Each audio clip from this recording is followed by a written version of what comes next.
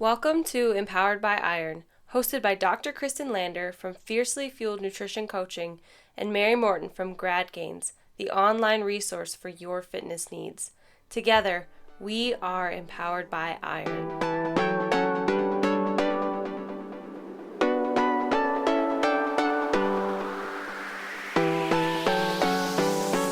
Hey guys, what's going on? This is Mary here.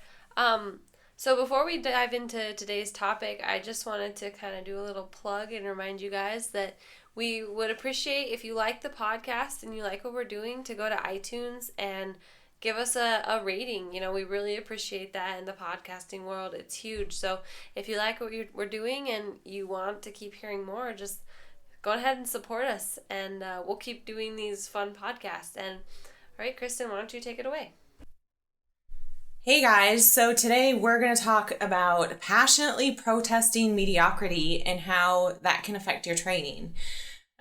So earlier this year, that became something that was really important in my life and in my training, because I found myself falling kind of into a funk in my training and just going through the motions. And I really just forgot to be great. I forgot that I was supposed to be getting better.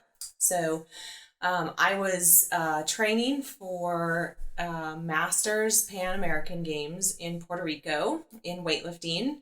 So it was my first international meet. I had just come off of nationals about 3 months prior and had been training really, really hard. It was my first year in weightlifting. And so this was training at this level. Was all new to me.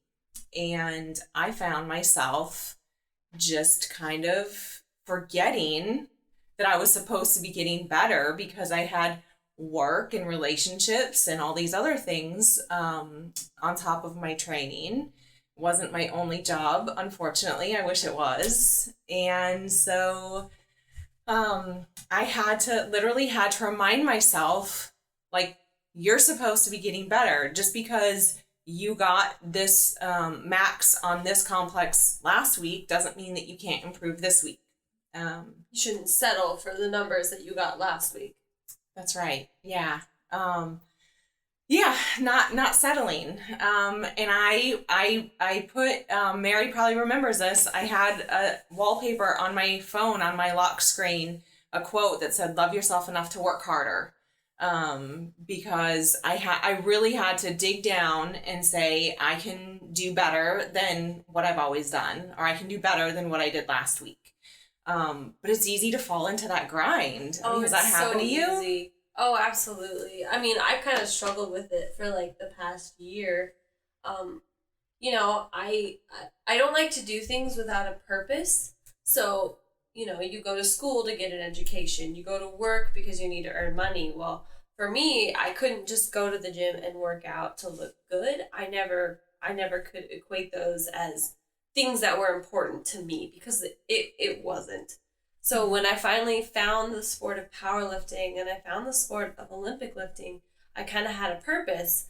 But that purpose, I had to keep reminding myself every day, especially when you plateau in weights, that you have to push through it. You might have work, you might have a job, you might have kids and a family, but like, you cannot settle for mediocrity. You can't go in and say, oh, well, I lifted 200 pounds yesterday and I lifted that same thing last week and that's fine. At least I'm not going down.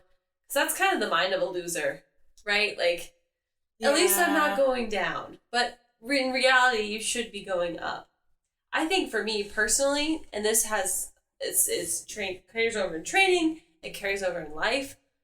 Mediocrity and complacency are the two most dangerous things, I think, for anyone who's trying to improve themselves.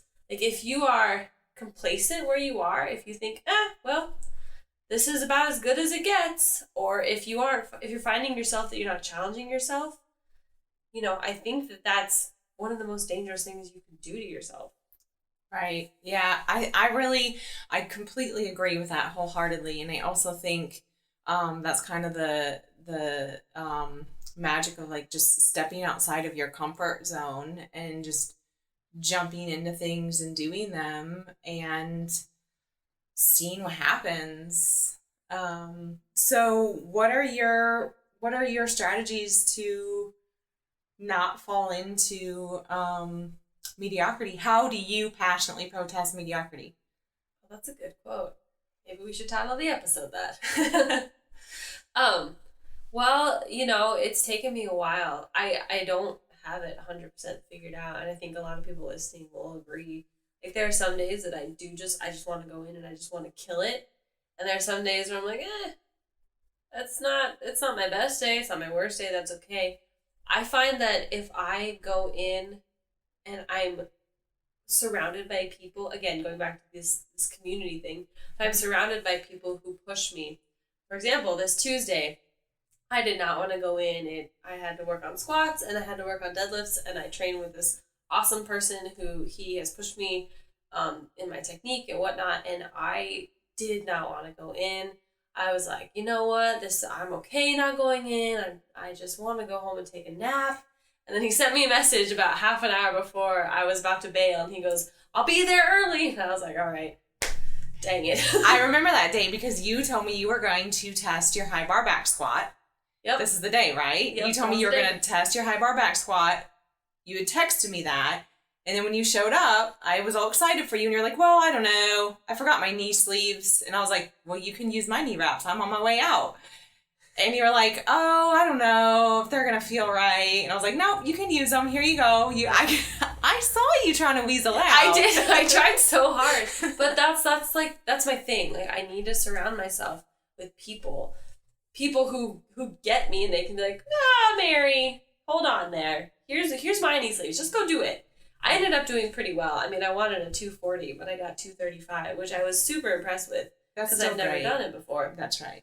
But, 2 hours before, I wasn't even going to come in. But that's one of the things that I use is, like, surround yourself. If that's something that you can't do, like, if I put on a certain song, mm-hmm.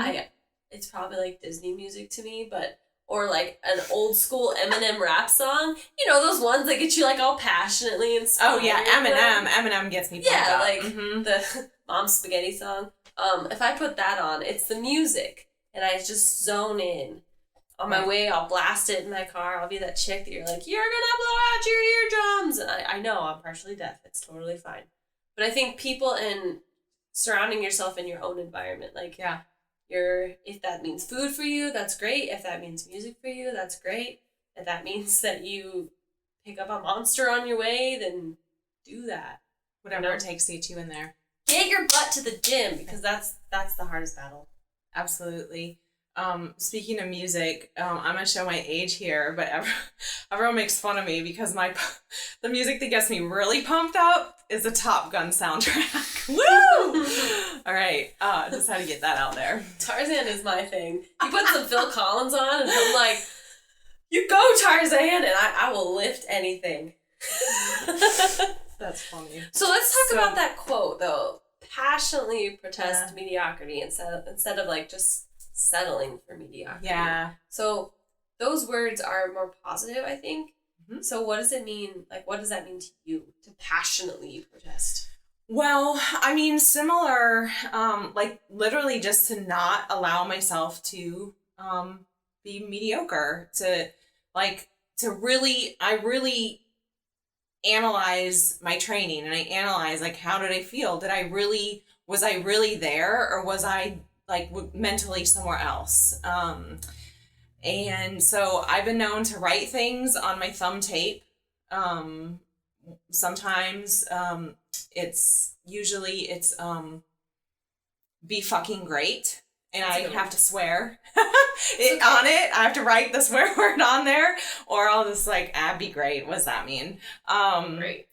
But yeah, so I have to really get myself pumped up sometimes. And honestly, one of the things that's been really helpful for me, and you talked about community, so within our gym is really helpful, but also competing. Like, yes, just competing is what keeps me going. So if I don't have a meet on the schedule, if I don't have something that I'm training for, I will settle because it falls on the back burner. But if I have a meet coming up and I always set goals for a meet, then it's like, well, I don't want to fall short of my goals. And so I do that. And even if it turns out to be a crappy meet and I don't lift well, being in that environment and seeing other people do it and see other people reach their goals is huge. It makes like the whole next month in the gym, I'm that much more motivated and I've got that much more fire inside me to get things done. Right, because you also know your competition is going to the gym when you're not. Absolutely. Yeah. I think Lauren Rutan told us that was one of the things that motivates her is like, she's like, well, you know, I mean, I have 4 kids at home and whatever, but I know that my competitors are going, so I have to go. Mm-hmm. Yeah. She just placed 6th in nationals too, so obviously she's doing something right? Yeah, she's a pretty amazing athlete. She's awesome.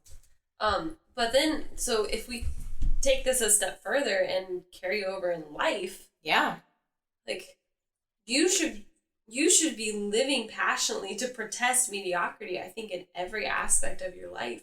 Your nutrition, your relationships, especially your job. Like if you show up to work every day and you are just an empty body sitting at a desk, what are you really doing? Like you're just living a mediocre life. You're not living passionately. And I mean, I guess if that's what you're passionate about, sitting there doing nothing, that's fine. But I doubt that's what you're passionate about. Well, and I think that that becomes a sickness that infects all parts of your life. Absolutely. If you are in a job that, and I get it, some people you're doing what you have to do to make ends meet. But if you're, if you have a way to find something that you're passionate about and have that be your job, it doesn't feel like work. And then that carries over that positivity and feeling like you're doing something that you are passionate about, carries over into other aspects of your life. It inspires other people.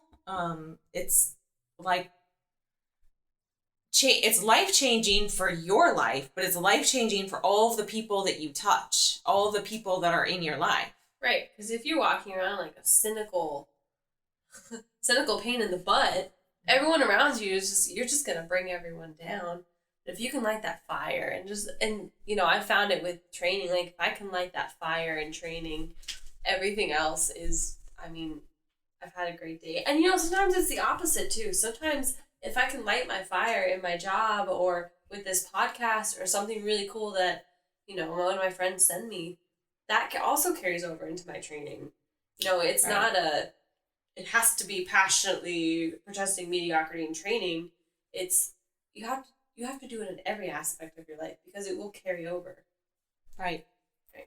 So our take-home message is passionately protest mediocrity. Passionately. In all aspects of your life. Every single aspect. If you like what you heard today, please help us connect with other female badasses. We would love if you would leave us a review on iTunes. Tell your friends about us. Visit our website, which is empoweredbyiron.com. You can find each of us on Instagram. Mary is at MaryMo_92, and Kristen is at Kristen with an I, Lander. Future topics will include nutrition, programming and training, mental health, and just general female badassery. Yeah, so let us know what you want to hear. If you have any input, that'd be awesome. And guys, this is Empowered by Iron. We want it to be a resource and an outlet for women who are finding their confidence, their independence, and their strength through iron. So thank you for listening. Thank you for checking in. And until next time, I'm Mary. I'm Kristen. And this is Empowered by Iron.